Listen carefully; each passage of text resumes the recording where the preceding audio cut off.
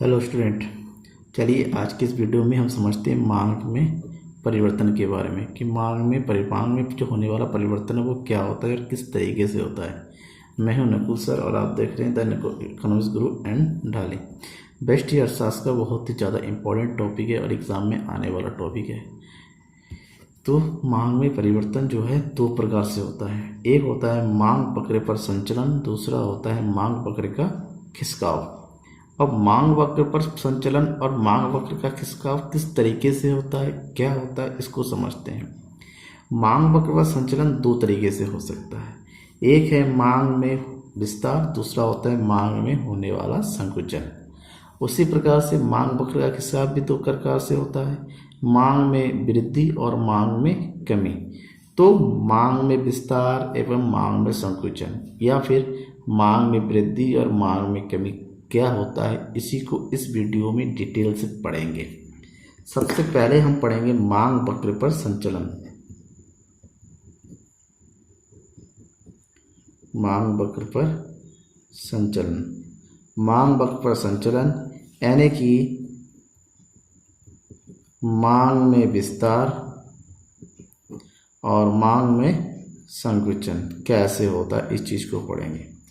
तो ध्यान से अगर केवल कीमत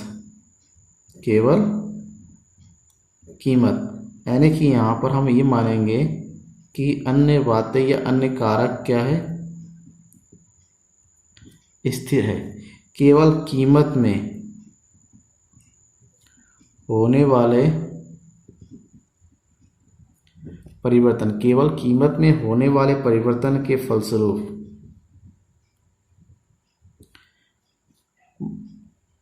मांग की मात्रा में परिवर्तन होता है। मांग की मात्रा में परिवर्तन होता है। तो ऐसे में कीमत में होने वाले परिवर्तन से मांग में होने वाला जो परिवर्तन होता है, जिस कारण से जो मांग वक्र होता है, जिस कारण मांग वक्र जो है आपस में ऊपर और नीचे संचलन करता है, जिसे मांग वक्र पर संचलन कहा जाता है। और ये संचलन जो है दो प्रकार से होता है, एक होता है मांग में विस्तार, दूसरा होता है मांग में संकुचन। तो सबसे पहले हम पढ़ते हैं मांग में विस्तार। मांग में विस्तार क्या होता है? तो मांग में विस्तार का मतलब होता है अगर कीमत में कमी हो, कीमत में कमी हो, यहाँ पर ध्यान में रखिएगा कौन से अन्य कारक, अन्य कारक स्थिर होने चाहिए, यानी कि कीमत को छोड़ के मांग को प्रभावित करने वाले जितने भी कारक हैं, जैसे आय हो, प्रतिस्थापन वस्तु ये है, पूरक वस्तु ये है, उसमें कोई परिवर्तन नहीं होना चाहिए। यहाँ पर अन्य कारक से मतलब है अगर कीमत में कमी होती है जिसके फलस्वरूप मांग में क्या हो जाती है, वृद्धि होती है। बस किसी भी वस्तु की कीमत में होने वाली कमी से उसकी मांग में वृद्धि होती है। ऐसे में जब कीमत में कमी होने के कारण मांग में उसकी वृद्धि होती है, तब जो मांग वक्र होता है, यानी कि जो मांग वक्र होता है, मांग वक्र दाएं से नीचे की ओर संचलन करता है, जो दाएं से नीचे की ओर संचलन करता है, जिसे मांग में विस्तार होना कहते हैं। उदाहरण के लिए हमने बदल दिया, किसी वस्तु की कीमत हो गया, वस्तु की मात्रा हो गई। यानी कि वस्तु की कीमत अगर मान लीजिए 5 रुपए है, तो मांग उसकी वस्तु की 10 मात्रा मांगी जाती है। कीमत घट के हो गई 3, तो जाहिर सी बात है वस्तुओं की मात्रा 10 से बढ़ के कितनी हो गई, 15। तो कीमत में होने वाली कमी से मांग में वृद्धि हुई है, जिस कारण से अगर हम ग्राफ की बात करें, मांग, ये जो मांग वक्र होता है इस तरह से, ये जो मांग वक्र होता है, मान लीजिए पहले जो है कुछ इस तरीके से था। यहाँ पर ये हमने ले लिया 1 2 3, ये भी ले लिया 2 4 6 8 10 12 14 और ये 15, और हमने इधर ले लिया कीमत को 1 2 3 4 5।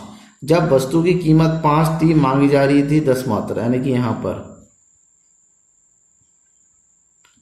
ये हो गई। अब वस्तु की कीमत कितनी होगी 3 और मांगी जा रही है वस्तु की 15 मात्रा, यानी कि यहाँ पर। तो अगर इसको मिलाते हैं इस तरीके से कुछ, तो हम देखते हैं कि एक ही वक्र पर इसका संचलन होता है, यानी कि जो कीमत ऊपर था कीमत के नीचे होने पर, कम होने पर ये कीमत है। वस्तु की कीमत में कमी होने पर वस्तु की मांग की मात्रा में क्या हो रही है, वृद्धि हो रही है। यानी कि यहाँ पर अगर कमी होती है तो यहाँ पर क्या हो रही है, वृद्धि है। ये है वस्तु मांग की मात्रा। ऐसे में मांग वक्र जो है ऊपर से नीचे की ओर जो है संचलन हो रहा है। इसे ही मांग में क्या कहते हैं, विस्तार कहा जाता है। ये हो गया मांग में विस्तार। अब हम बात करते हैं मांग में संकुचन। मांग में संकुचन, मांग में संकुचन मांग के विस्तार का है, बिल्कुल उल्टा है। यानी कि हम कहें कीमत में होने वाली वृद्धि, यहाँ पर भी अन्य कारक जो है बिल्कुल स्थिर रहते, उसमें कोई परिवर्तन है। कीमत में होने वाली वृद्धि के कारण वस्तु की मांग में कमी हो जाती है। यानी कि अगर किसी वस्तु की कीमत जो है 2 रुपये है और 2 रुपये होने पर और उस वस्तु की मात्रा की जो है 5 यूनिट मांगी जाती है और वस्तु की कीमत बढ़ के होगी 3 और वस्तु की 5 की जगह ये यूनिट कितनी मांगी जा रही है, 3 यूनिट मांगी जा रही है। यानी कि वस्तु की कीमत में बढ़ने के कारण उसकी मांग में क्या हो गई, कमी हो गई। इसे ही मांग का संकुचन कहते हैं, क्योंकि ऐसे में जो मांग वक्र होता है ये है इसकी कीमत, यानी कि 1 2 3 और हो गया 1 2 3 4 5। अगर इसका हम ग्राफ बनाते हैं, ये है प्राइस और ये है क्वांटिटी। ऐसे में पहले यहाँ वस्तु की 2 होने पर वस्तु की मांगी जाती थी 5 यूनिट, इस तरह से यहाँ पर। अब वस्तु की कीमत 3 होने पर मांगी जा रही 3 यूनिट। अब यहाँ पर देखिए, पहले यहाँ पर था, यहाँ से कीमत बढ़ के ऊपर प्लस हो गई कीमत में। ऐसे में जो है इसकी मात्रा जो है पहले यहाँ थी, यहाँ से यहाँ आगे की कम हो गई। यानी कि इसका जो ग्राफ बनेगा, जो पॉइंट पहले नीचे की ओर था अब वो पॉइंट ऊपर की ओर हो रहा है, जिसको कमी हो रहा है, अंदर की ओर आ रहा है मात्रा में। इसे ही मांग में क्या कहते हैं, संकुचन होता है। मांग की मात्रा का संकुचन कहा जाता है। यह है मांग में संकुचन। अब हम बात करते हैं दूसरी चीज है मांग वक्र का खिसकाव। मांग वक्र का खिसकाव ये 2 प्रकार से होता है, मांग में वृद्धि और मांग में कमी। सबसे पहले हम पढ़ेंगे मांग में वृद्धि। यहाँ पर ध्यान में रखिएगा, उसका उल्टा होता है। वहां पर कीमत में केवल कीमत में परिवर्तन होता है, यहाँ पर क्या होते हैं, कीमत को छोड़कर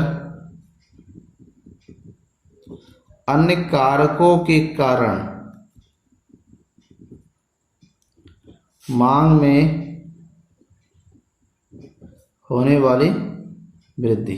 यानी कीमत को छोड़कर अगर मान लेते हैं, यहाँ पर कीमत अपनी जगह पर क्या है, कीमत में कोई परिवर्तन नहीं हुआ, कीमत 5 है और उसकी मात्रा की जा रही है 10 मात्रा, और तब भी कीमत 5 ही है, उसकी मांगी जा रही है 12 मात्रा, तो की मांग में क्या होगी, वृद्धि होगी। जबकि यहाँ पर 0 है, तो इसे ही मांग में वृद्धि कहा जाता है। पर कीमत जैसे ऐसा कब हो सकता है, जैसे उपभोक्ता की आय में वृद्धि होती है तब, प्रतिस्थापन वस्तुओं की कीमत में वृद्धि होती है तब, पूरक वस्तु की कीमत में कमी आती है, क्रेताओं की संख्या में वृद्धि होती है, भविष्य में वस्तु की कीमत बढ़ने की संभावना होती है।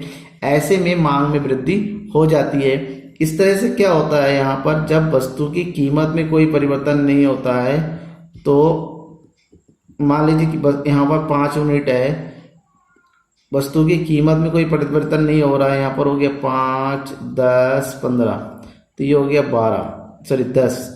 यहाँ पर वस्तु की मांगी जा रही थी ये मात्रा, अब कीमत में कोई परिवर्तन नहीं हो रहा है लेकिन मांगी जा रही है 15 मात्रा, तो इसका ग्राफ बढ़ के कहाँ हो गया, आगे की ओर यहाँ बन रहा है। अब तो ये जो ग्राफ बन गया यहाँ से आगे की ओर खिसक गया, जिसको कहते हैं मांग में वृद्धि, और उसे कहते हैं मांग का खिसकाव, क्योंकि मांग वक्र जो है अपनी जगह से खिसक के कहाँ आ गया, आगे की ओर गया। इसे मांग का खिसकाव कहते हैं और मांग में वृद्धि कहते हैं। दूसरा है